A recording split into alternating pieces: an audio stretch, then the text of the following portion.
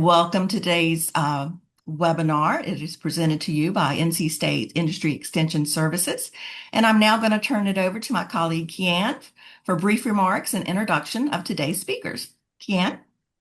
Thank you, Susan. Good morning, everyone. And I'm the interim director of the North Carolina Manufacturing Extension Partnership Program. And I just wanted to welcome you all to this webinar and tell you just a little bit about industry extension services in case you didn't know who we are. We are part of the College of Engineering's extension arm, and we work with business and industry to help bring knowledge and technology into their operations to help them improve. We work with a variety of industries across the state. We are a statewide organization, and some of the areas that we work with are we provide cybersecurity services, continuous improvement, quality, basically any aspect of an organization.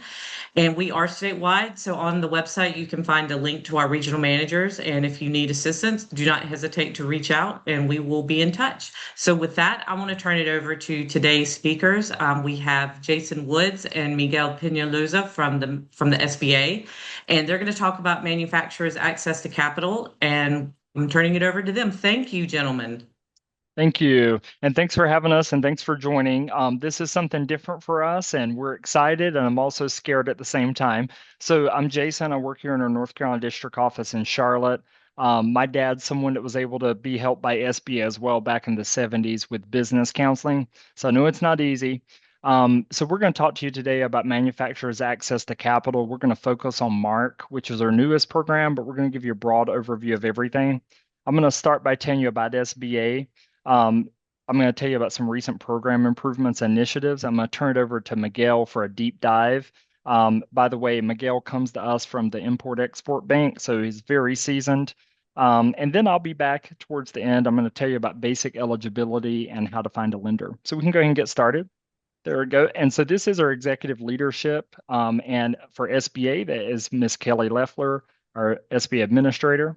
And then I'm going to show you our local leadership. So this is Mike and Ari to our left and right. They're here in North Carolina with me. Tyler Teresa is our regional administrator, reporting to DC, and he covers all the way down to Florida, all the way over to Mississippi. So he's a busy guy. And we can go to the next slide. And so just to give you a little brief background about SBA, this U.S. Small Business Administration was created in 1953.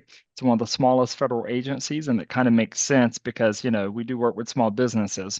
So there's three main things the SBA provides: counseling, capital, contracting. We're going to talk about the capital today.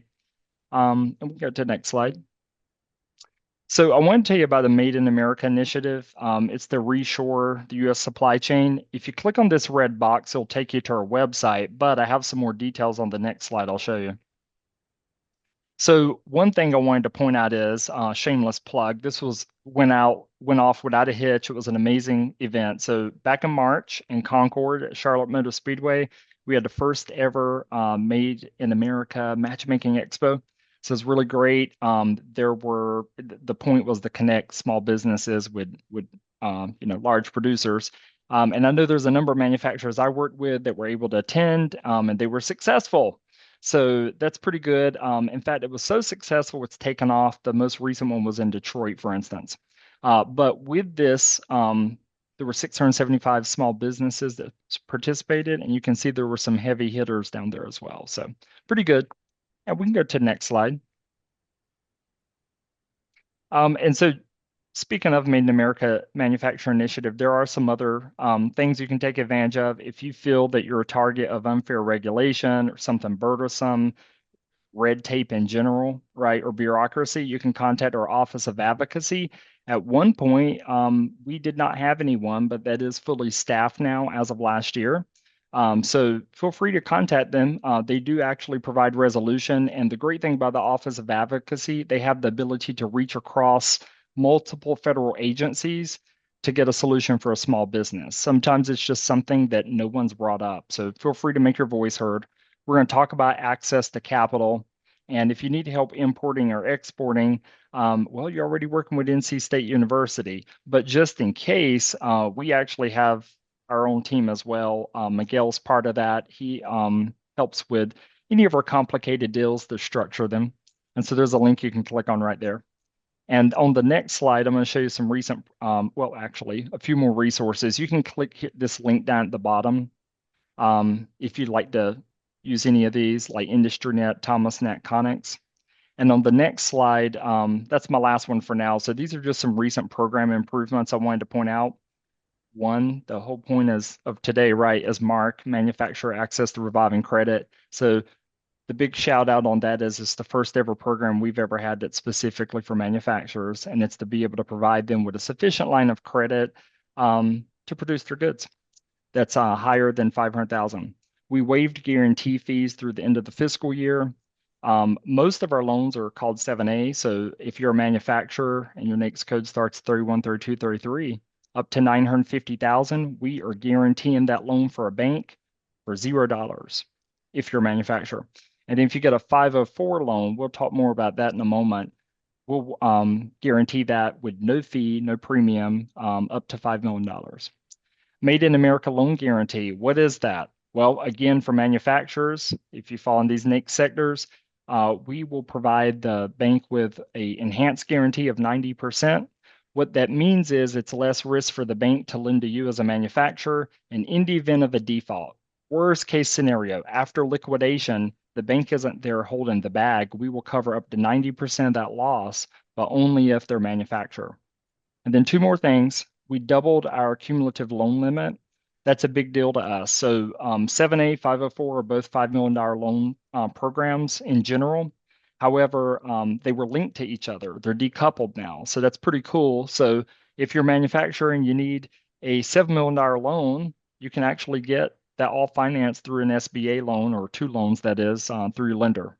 And then last but not least, and time's ran out on this. If you're interested or know someone that is, maybe click here. But there's a $50 million grant opportunity, and it's the fund training for small manufacturers. So now I'm going to turn it back over to Miguel, and he's going to deep dive into our loan programs, and then I'll come back at the end and to recap, I'm going to tell you about our basic eligibility and how to find a lender. Take it away, Miguel. Yeah, thank you, Jason, and thank you to my colleagues there in North Carolina for the invitation. Miguel Peñalosa. I work out of SBA headquarters here in Washington, D.C., but help with regional coverage of North Carolina. Sit in what was the Office of International Trade, recently rebranded the Office of Manufacturing and Trade.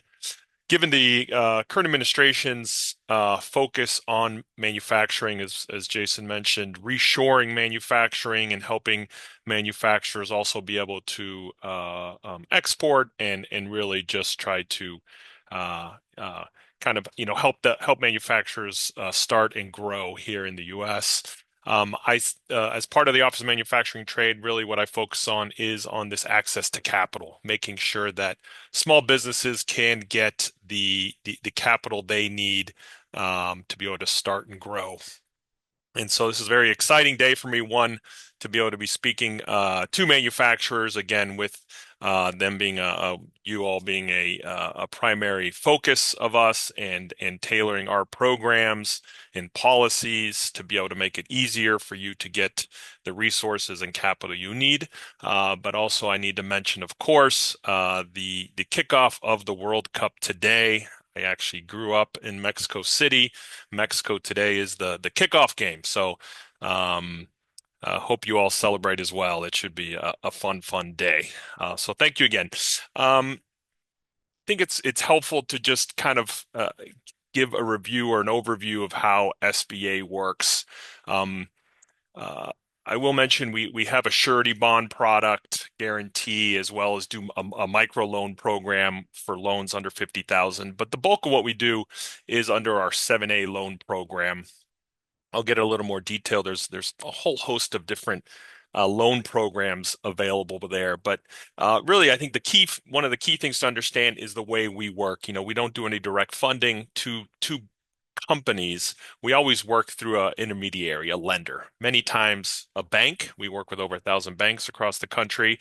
We do have some non-bank financial institutions that engage with us as well. But if you look at that pie diagram there, again, this guarantee that we offer the bank, offloading the risk for them, making it easier for them to get to yes on the loan application that you would be submitting to them. And under our 7A program, that loan program goes up to a max amount of about $5 million on the loans. So of that loan, if it was a max $5 million, we're guaranteeing the bank, $3.75 million of that loan. And we see a wide range of different applications. You're buying a new piece of equipment, you're buying real estate, or working on upgrading or building a new facility. We can do debt refinancing under that. We can help with business acquisition transactions, as well as working capital and lines of credit. Under the 7A program, most of what we see is kind of term loans, usually 10-year term loans for equipment, for debt refinancing, and change of ownership transactions. But our loans can actually go out to 20, 25 years as well for more the real estate type facilities where you have that long-term asset that can back the loan for that amount of time. Today, we're going to spend the bulk of the time looking at this. The lines of credit is an area we've been spending a lot of time trying to ensure that manufacturers and small business have access to lines of credit, specifically kind of revolving type of lines of credit that we think is essential and can provide that working capital on an as needed basis. I will mention under the 7A program,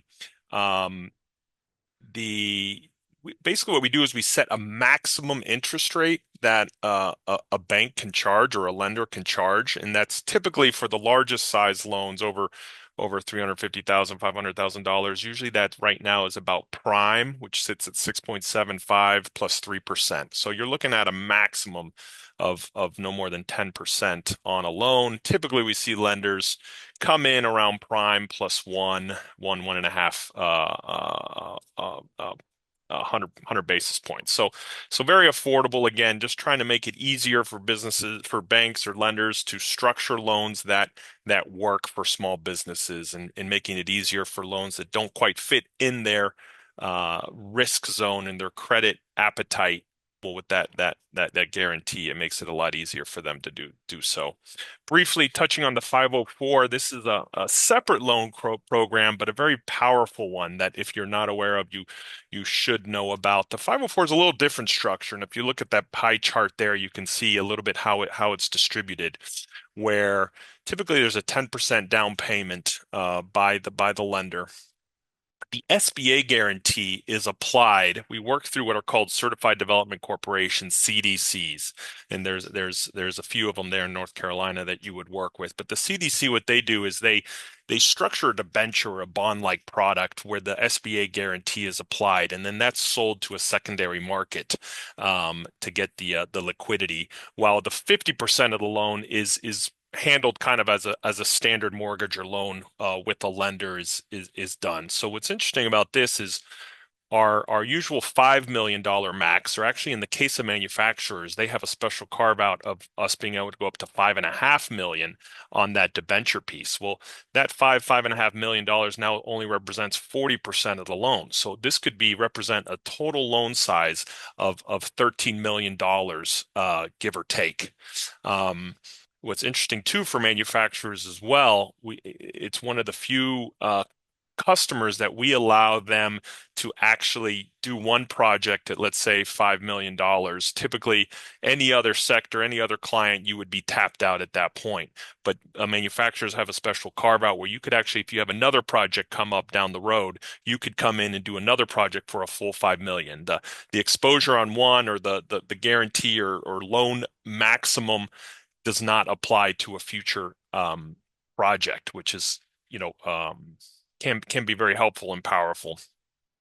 And what Jason also mentioned, we recently updated our loans. Previously, if you did a 7A loan, that loan amount would limit the amount you could borrow under 504 or vice versa. But we recently updated it to now, if you do a 7A loan, the amount you have under that 7A loan no longer influences or diminishes what you can do under the 504. I will say, Currently, if you did the 504 first, that would definitely cut into your ability to borrow under the 7A program.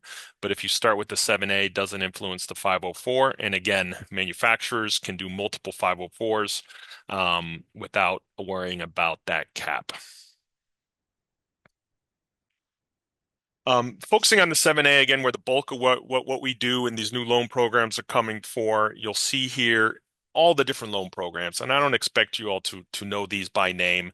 Again, really what we like to do is understand what is your financing need, the characteristics of your company. Based on that, we can kind of back into what solution might be best. Hopefully your current lender works with that program. We can work with them to deploy that. If not, potentially introduce you to another lender that might work on that, because each program has its own characteristics, policy requirements, et cetera, et cetera. So what I do a lot is work with lenders, educate them. They need to make sure that they're working within the requirements of the loan program. But suffice it to say, there's a whole range of different products out there that might fit your financing need. For example, we have our express solutions, which typically for loans under 500,000 is the easiest. Really, we kind of just make it easy for the lenders to underwrite and deploy those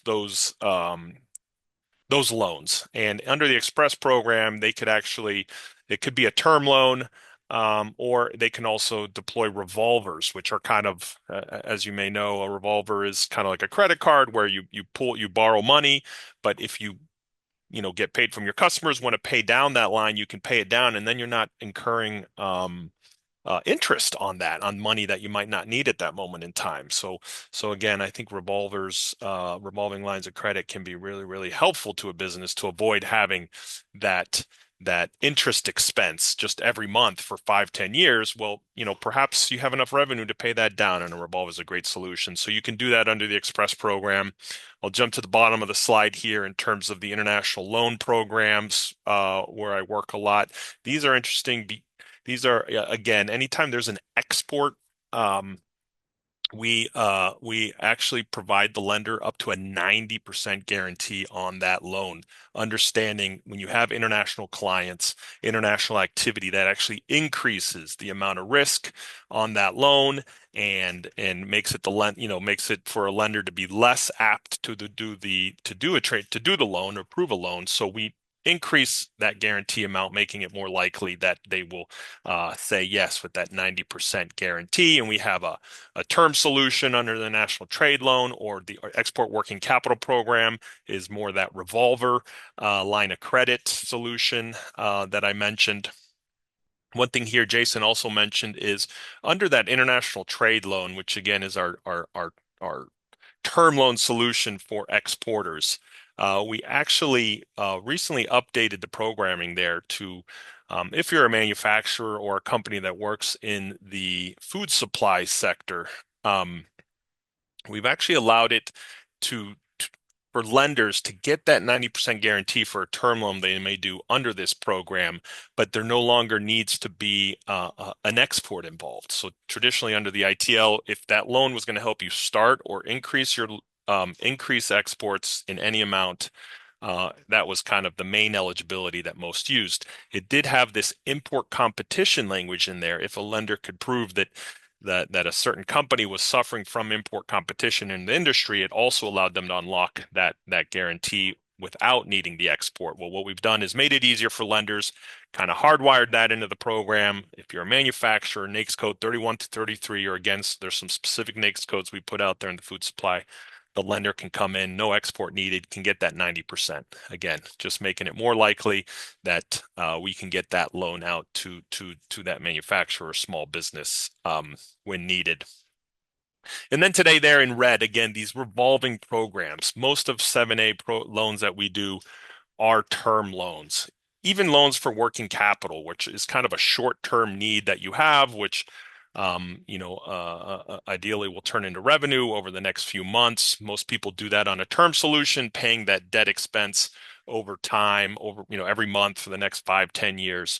Well, these revolving programs we have, which we're going to touch on two of them today, the new MARC loan program, and also wanted to highlight the working capital pilot program, which recently was launched as well. And we see as kind of one of the go-to line of credit, revolving line of credit solutions.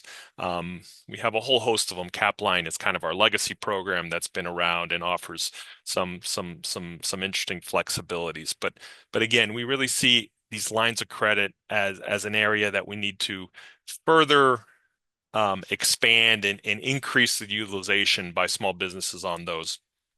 As you can imagine, again, I already mentioned the matching the use of the funds to kind of the revenue cycle. So being able to pay down the line when you get the revenue from those costs that you've incurred. It allows people to perhaps offer terms to their customers. You no longer need 50 or 100% upfront payment, because now you have a line of credit that you can deploy, spend the money, build your good, and then have your customer pay you once the good gets out the door. These lines of credit can be really helpful when there's specific headwinds. Revenue slows down. Well, you have that line of credit kind of available there to back you up, or perhaps all of a sudden certain inventory you're buying, there might be maybe a potential shortage or maybe a special discount available if you go purchase it now. Well, having that line of credit available to you can be a powerful tool. Or in situations where you're a small business and all of a sudden you have this huge contract, a new customer, a large growth opportunity. Well, you don't have the money on hand currently to be able to act on that contract. Well, having that line of credit available to you to be able to pursue that opportunity and execute on that contract is really powerful. So we have a lot of different ways that these lines of credit can be deployed and used to further the business.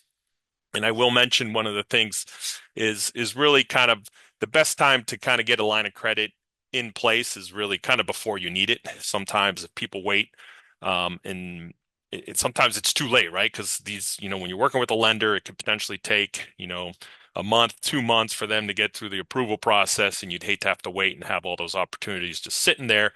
So we really recommend, make sure you have a line of credit available to you, ready to go, if and when you need it. So kind of going down a level here on specific working capital products. There's kind of four big buckets where we see these lines of credit being underwritten and deployed.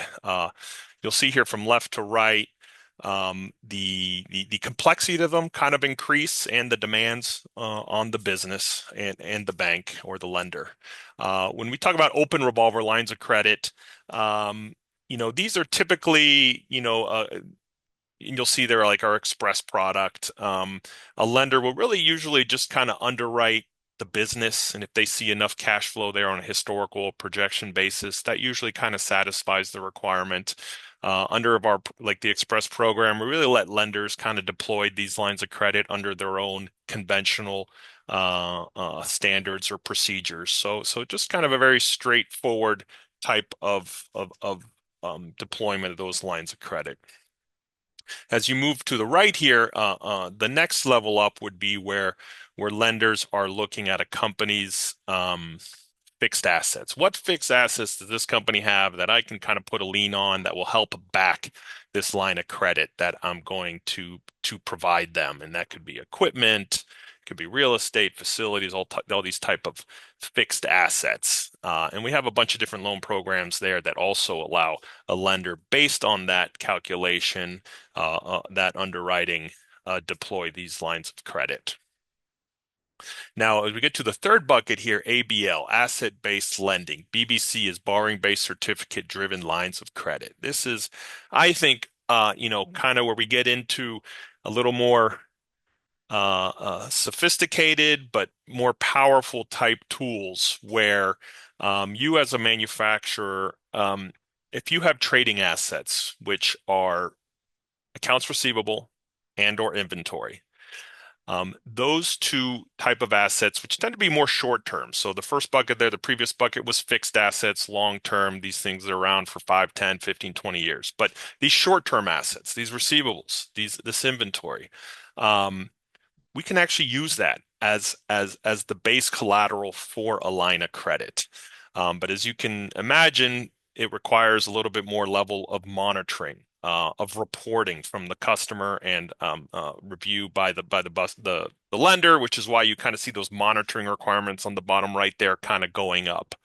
But if a company and the lender can successfully employ this asset-based lending approach, again, very powerful, using your receivables and inventory as a source of additional financing.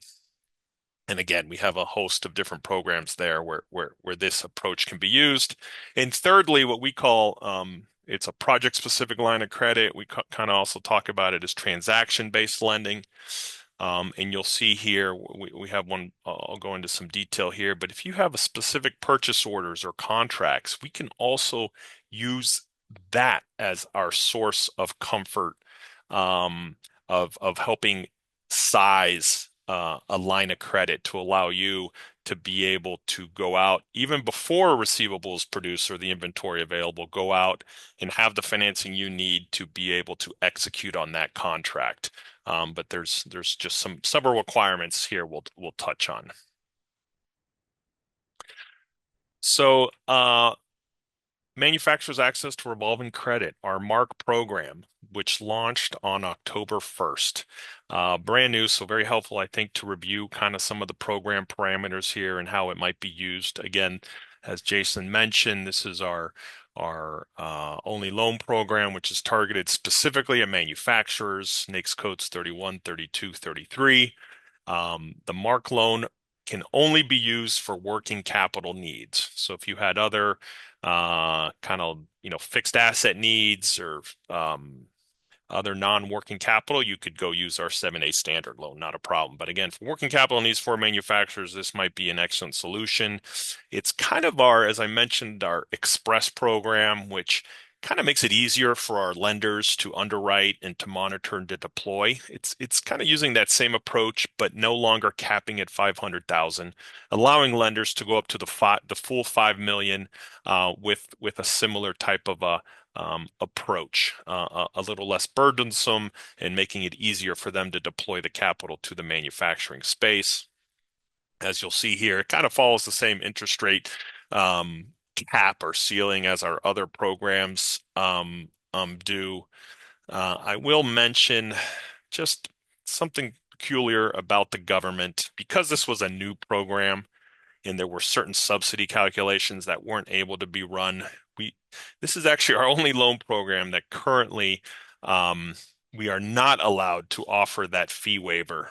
So I think we touched on this. When we deploy a loan, SBA has our risk premium, and the way we try to cover for that is through a guarantee fee, which typically you can see there for any loan of 12 months or less, it's only 0.25%. But as you get into longer term loans, anything over a year, you might be paying anywhere from 2 up to 3.75% on that loan in a guarantee fee. Usually the lender pays it and then they charge it to the company, and that can be financed. But currently, for manufacturers, any 7A loan under $950,000 the fee is completely waived for all loan programs except the MARC program. Apologies for that. We'll get that updated next fiscal year because we hopefully will be eligible through the government regulations. I'll mention too that fee guarantee waiver also applies to the 504 program, any size loan under the 504 program. But back here to the MARC, again, unfortunately, would not apply here. So depending on the size of the loan, you'd have to, finance that guarantee fee. And again, here, just looking at some of the details, again, the way we allow this is kind of that open account type approach where the lender really just looks at your historical financial performance, or can even look at your projected financial reporting or projections for the next year or two. And really what we just ask them is that the borrower, you as a manufacturer, can demonstrate a one-to-one debt service coverage. That essentially means your EBITDA or earnings before taxes, for example, can meet that debt service coverage ratio on this loan, or basically your current debt load. And as long as you can show that, you'd be eligible for the loan, and that allows them to know how to size it. On a collateral basis, you would be required to provide an all business assets pledge for that loan. But what's interesting is if it's structured, as I mentioned, the MARC loan can be structured as a term or as a revolver. If it's structured as a term loan, we do allow the lender to carve out the trading assets, the accounts receivable in the inventory, and then those can be used for a separate revolver. So really powerful where you can get a term loan for certain working capital needs, but also get a revolver for separate working capital needs. If the MARC loan is structured as a revolver, then we do require the lender to take those trading assets as part of the collateral base on that loan. But I have an example next that will kind of illustrate this point a little bit better. And again, on the monitoring side, really easy for the lenders. If this is a term loan, there's really no monitoring that we require them to do outside of what they might traditionally do on a conventional basis. If it is a revolver, we do ask them on a yearly basis to take a look at the financial statements and kind of make sure we're still in that 1-to-1 debt service coverage ratio area in comfort. And if for some reason the company was running into issues, we offer the option or the requirement that they just basically take that revolver and term it out and would turn it into a 10-year term loan, which is more easily paid down over that time period. So I mentioned I have an example here. So here's a MARC example for a manufacturing firm in the telecom and defense sectors. They had a new customer, which represented 50% of sales. We see this a lot. We call this a concentration risk for the lenders. And certain lenders on a conventional basis might not be able to lend to a company who has this large concentration risk. But again, with that SBA guarantee on it, it allows them to move forward. So this is where one of the reasons the SBA guarantee was used. The company was looking to develop a new product. Needed $1 million to do that, and they needed additional working capital to fund some other new opportunities. So basically what we saw here, again, that customer concentration was a big issue, but they had the debt service coverage ratio to be able to support a MARC loan. So here what they did actually is they set up one MARC term loan for $1 million. The collateral was all business assets pledged by the company, but they carved out the inventory and receivables. And the reason they did that was they set up in parallel a working capital pilot program loan. And we're going to go over the working capital pilot program here in just one second, but a separate revolver for $2.5 million, which is based on or set up based on the accounts receivable and inventory that the company had. So again, a really powerful solution that the MARC can be, again, used alongside a conventional or SBA-backed revolver at the same time. So just, again, trying to give more flexibility, more opportunity, more options to lenders and businesses alike. Let me take a second here to talk about our working capital pilot program, which launched in August 2024. Again, we really see this as kind of our go-to working capital solution. The reason I mention that really has to do, I think, with the SBA guarantee, an innovative fee structure which we've set up, which kind of follows all our loans. Any loan under 12 months is only 0.25%.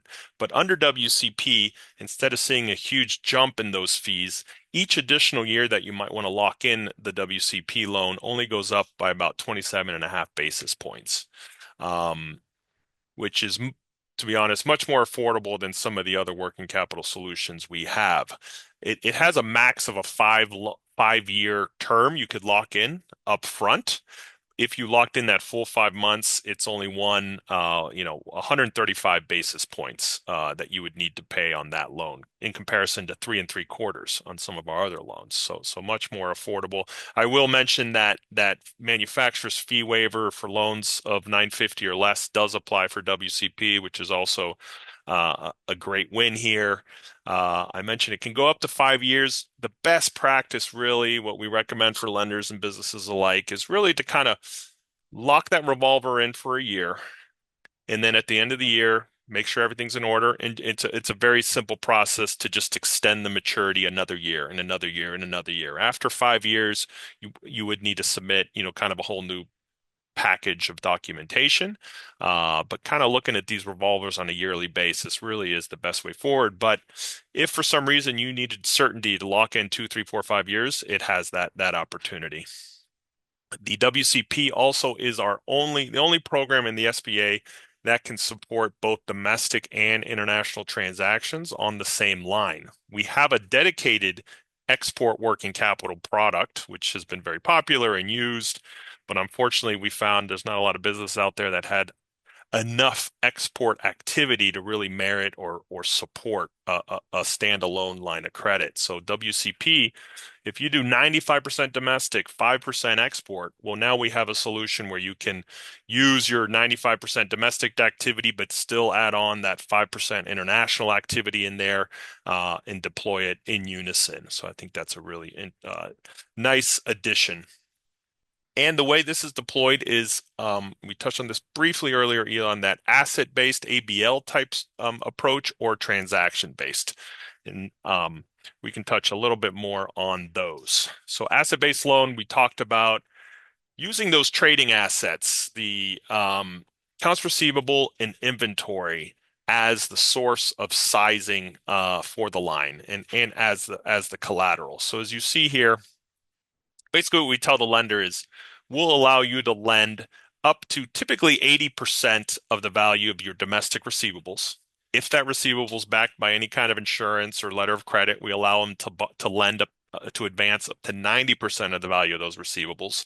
Again, can also include your foreign receivables that you may have. We do cap that out at 70% if it's not backed by a letter of credit or insurance, or up to 90% if it is.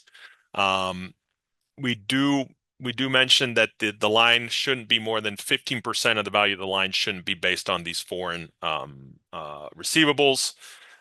If it is, again, we have that dedicated export line that might be a good solution that you could do alongside this. Inventory, we allow lenders to lend up to 60% of the value of the inventory.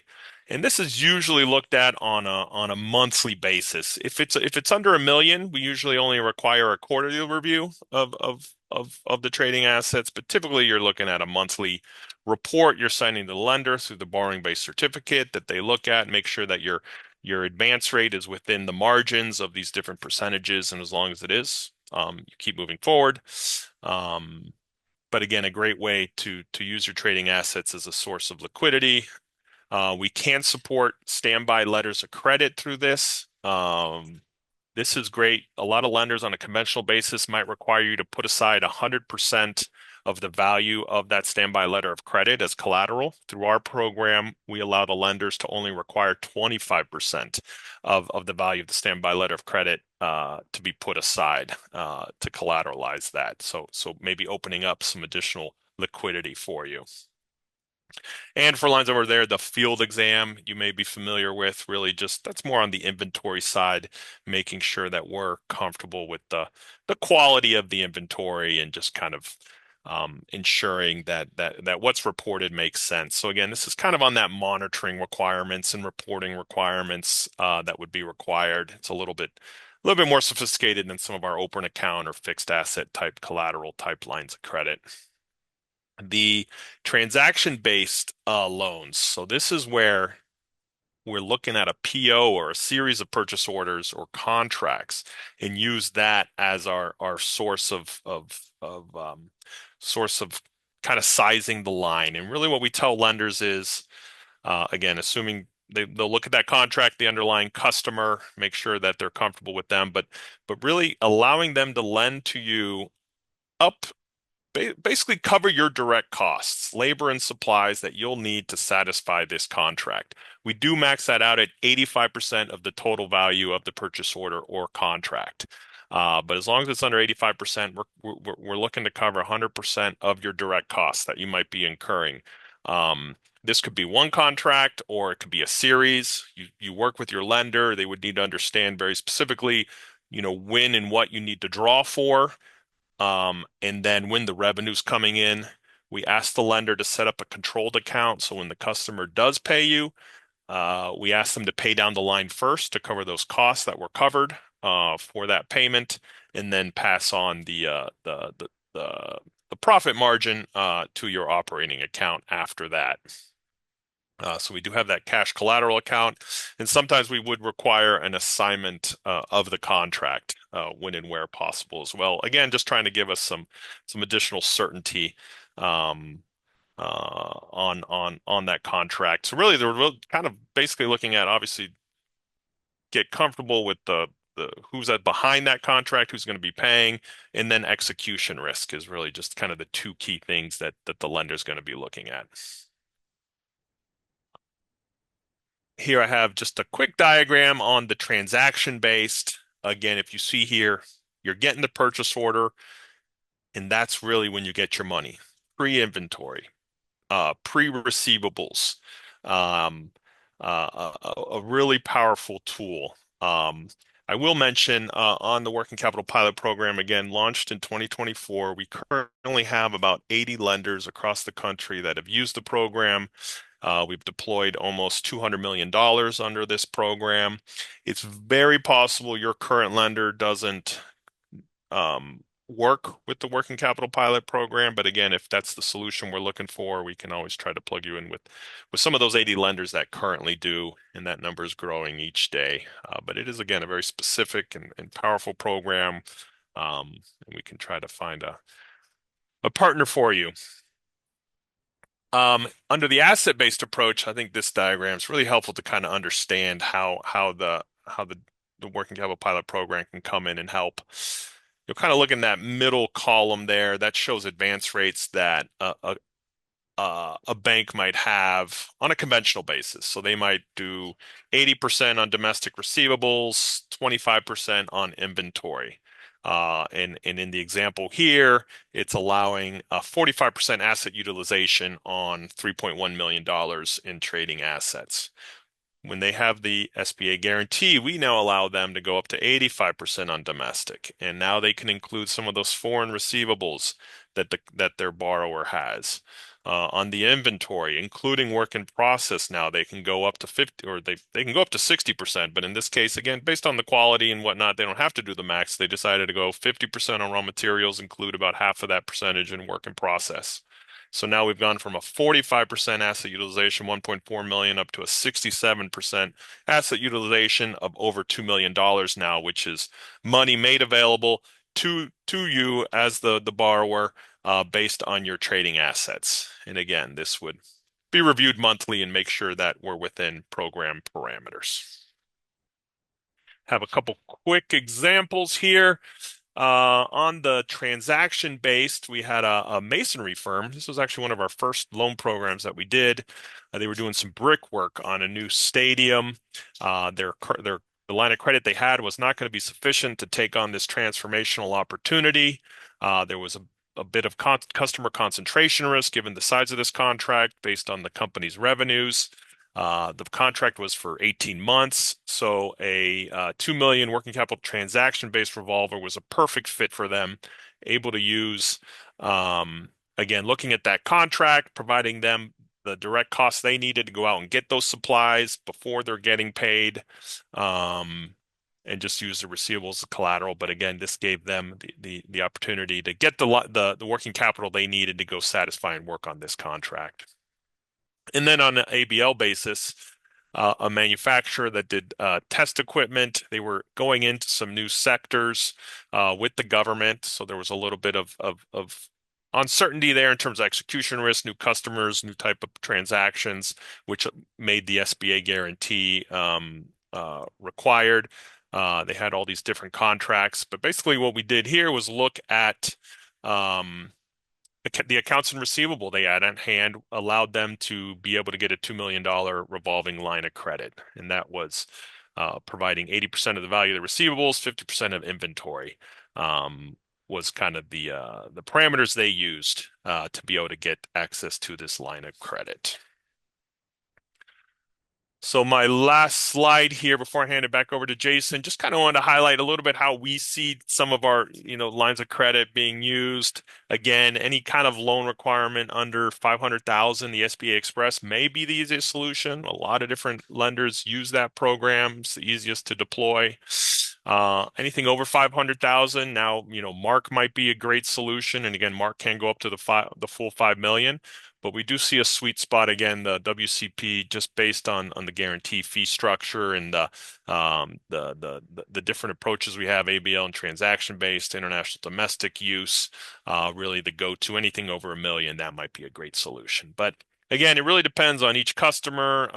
So always feel free to reach out to me to discuss this, and we can talk with your current lender, see what might work there, or if not, see if there's another lending relationship that might be of use to you as you're looking to grow and follow these opportunities. Over to you, Jason. Thanks, Miguel. Now that was a deep dive, right? I did see a couple of questions in the Q&A, and yes, you will receive a copy of the presentation. And Miguel, you can take a peek at those responses I put in the Q&A. Okay. So I'll just give you a quick overview. I'll try to be quick. Access and SBA loans. So we can go to the next slide. So this is just basic eligibility requirements. Don't feel like you need to know all this. Your lender goes over it with you, right? So when you show up to a bank, I used to work at a bank until I came here myself. You fill out application, we pull your credit, we look at your income, and we show you all of our different loan products, and we help you, well, basically consult what's best for you. A few things I'm going to point out. Obviously, you got to be a for-profit business. You got to make money. You have to be a small business. Most businesses are. One big change over the past year is 100% of the direct and indirect owners have to be U.S. citizens or U.S. nationals. We do allow divestiture. You have to be operating in the U.S., and if you're going to get an SBA loan, no problem. You're operating in the U.S., but it does need to benefit your domestic operations. So next slide, please. And so this is just basic documentation you bring to a lender. Don't let this overwhelm you. If you have a CPA or an accountant, they do this every day, but we can help you as well. One thing I do want to point out, though, in the bottom right corner, I have a little graphic here because it can be confusing. SBA loan, right? The only time SBA does direct lending is when there's a disaster. So for instance, Hurricane Helene, we have funded and approved over 4,300 loans just in the mountains of North Carolina, disaster loans. But those are for disaster recovery. Most SBA loans, what we do, they're originated by banks, credit unions, and some nonprofit lenders. So you apply directly with them and they give you the loan. It's just that if it goes into default, we cover part of the loss, kind of like mortgage insurance on a home loan. We can go to the next slide.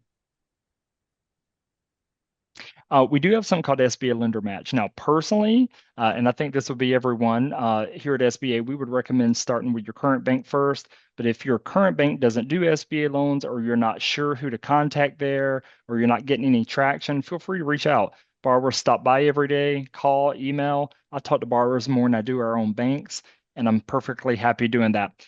Now, one other option is SBA Lender Match. I would equate it to Shark Tank without going on TV. So there's over 800 SBA lenders that use Lender Match. Most of our North Carolina-based SBA lenders use it as well. You just put in there what you're looking for, and in 2 business days, it'll show you all the lenders that are like, yep, this is a good fit for us. Let's talk. And we can go to the next slide. Oh, there's nothing else. Questions? And let me on that, a couple questions here I saw in the chat. I think there was a question here about a 10-year term, annual renewals. So I'd have to go back to look exactly what's on slide 17. But essentially, if it is the MARC, it had the option of setting up as a 10-year term loan. And if it's a term loan, it's just kind of like you ever had a mortgage on your home, right? You get the loan, you get the money up front, and then you're paying monthly over the 10 years. Under the MARC, for example, we allow it to be set up as a 10-year revolver. So in that sense, it's kind of like a credit card for the first 10 years. You draw money down, you can pay it back. You're just paying interest on that amount. After 10 years, though, we require the lender to term it out. So then it would kind of convert from this revolver credit card style to more kind of home loan mortgage, where you start making monthly installments and you're no longer pooling, have any availability. You're just paying down based on the balance. If it's just a straight revolver, like under the working capital pilot program, then it doesn't have that term out function. So hopefully that helps clarify that. Someone here that's been talking to certain banks about MARC. Again, it is a new loan program. It has a bunch of different requirements and that the banks need to get comfortable with and hardwire it into their systems. So feel free again to reach out to Jason or myself. We can talk to your current bank, understand what solutions they might be able to offer, and if one of our programs might be a better fit, we can look to try to find a introduction to a lender who is active in the MARC or other loan program. A question here about startups. Yes, SBA is startup friendly. So again, let's take for example the MARC. We allow lenders to look at projections, right? So they could be looking at your projections. It does put a premium on, who the experience of the owners and the management. They might have a lot of experience in that sector, working under a different company, and that kind of stuff translates now. You're obviously starting your new company, but having that experience is going to be very helpful to get the lender comfortable with that startup risk, and having what kind of collateral might be available to kind of back that line. But it is again, we are startup friendly. And I think another question here again, business less than 3 years, yes, eligible. I will say the working capital pilot program usually does like to have at least 1 year experience for the company, but we do have a waiver process if there's a certain conditions or profile of the management company and the revenue coming in. You might already have a contract that you might already have in place. We are in a position to deploy capital to startups or companies with less than the standard 3 year performing history. Usually lenders like to underwrite 3 years of historical activity, but again, that's not a hard set requirement under any of our programs, really. Yeah, and we know this is a lot. Trust me, it's a lot for us too. Just our origination guidelines are 467 pages long, and Miguel and I know everyone by heart, right? Not quite. So don't feel like you need to, know everything about this. That's not the case. We just wanted to show you the options. There's 7A, there's 504. Most loans we do are 7A, and that's exactly what the banks and the credit unions offer. And like I said, if you feel like you're having trouble getting in contact with a lender, I get that all the time. Someone went into their branch, maybe it's been 6 months. I had that happen Monday, actually, and they feel like they're not getting any traction. It's never even come over here. And I reached out to the SBA contact over there because their business banker hasn't quite made that connection yet. So feel free to reach out. We'll get you in contact with somebody. Somebody wants your money, I assure you. And SBA wants to do your loan. So. And Jason, I don't know if we had that slide on the counseling services, but we did, and I don't know why it's not shown, but the good thing is it's shown, it's supposed to be slide 29, but it's shown on the PDF that I sent to NC State University. Okay. Yeah, so Yeah, that's the 28 other to thing. 30, Yeah, so interesting. we have business counselors as well. And if you ever heard of score.org, that's one of the most popular ones. And here in North Carolina, every one of our universities has a small business technology development center. And you'll see on the website, you'll see an SBA logo on there. That's because it's jointly funded by the UNC system and the Small Business Administration. So we work directly with them as well. They're Yeah, business partners just like you are. and I think the small business development centers that we work with across the country, they're really helpful, especially for startups. This is through our small business development centers, and we have other ones, the SCORE business ownership mentors, the veteran business outreach centers, and the women's business centers. I don't know if you can put the local assistance link into the chat, Jason, Yeah, I but might be able to paste the whole slide in there. Let's see. okay. They're really Don't helpful. know. This is tax paid, so no cost to you, just the time. You get to sit down with people. They can help set up your business plan, get your financial statements and information ready to be presented to a lender, including projections.